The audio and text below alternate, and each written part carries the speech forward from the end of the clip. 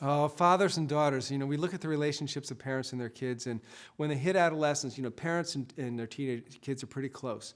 The relationships are pretty tight all across the way. Except once they hit adolescence, fathers and sons drop like this. Mothers and daughters drop like this. Mothers and sons drop like this. Fathers and daughters drop like this, and then again.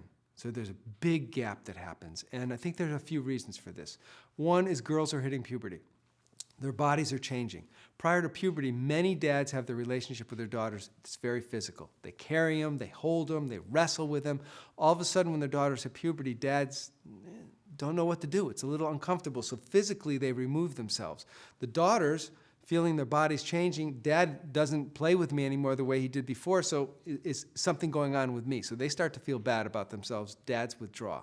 The other piece that happens is, as girls' emotional and social lives get more complicated in adolescence, they're more apt to talk about some of the things that are happening. This is a stereotype, but it's kind of true. Dads are problem solvers. We want to fix the problem. We want to say, oh, if you just said this and did this, then the problem would get better. In which case, our daughters will react with rage, like, that's not what I need.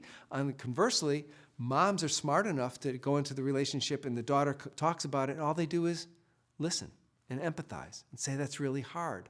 Oh, that's really painful. I remember when that happened to me. How are you dealing with this?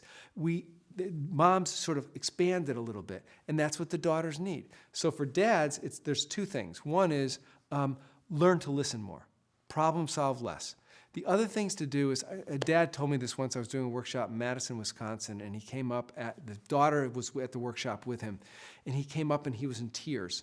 And he's sort of sniffling, and he couldn't get it out. And I looked at the daughter, I said, what's he trying to say? And she just said, I gave him my shoulder.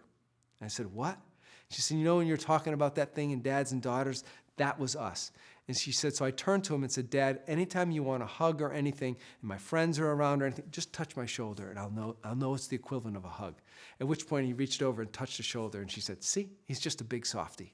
And it was a way for them to hold on to this physical contact while he's also learning to listen more and problem solve less.